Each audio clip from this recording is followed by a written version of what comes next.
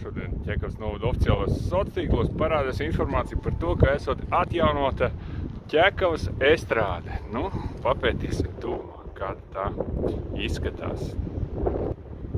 Tā, šie ir tie soliņi, kas ir mums atjaunoti. Paskatīsimies tuvumā.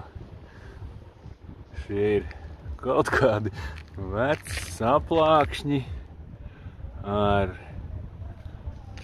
tādām nenogludinātām malām.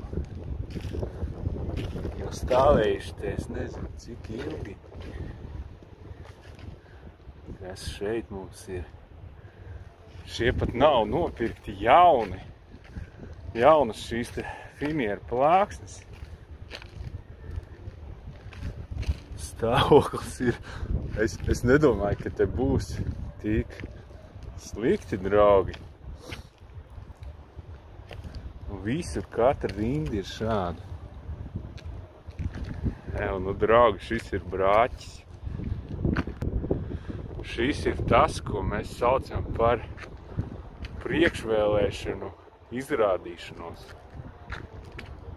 Jā.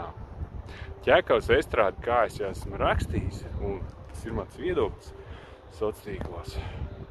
Ķekavas estrāde ir jāpārbūvē, un šeit ir jāuztais tāds normāla vieta, kur organizēt tāds pasākums, no kuriem mums pašiem nav kauns, draugi.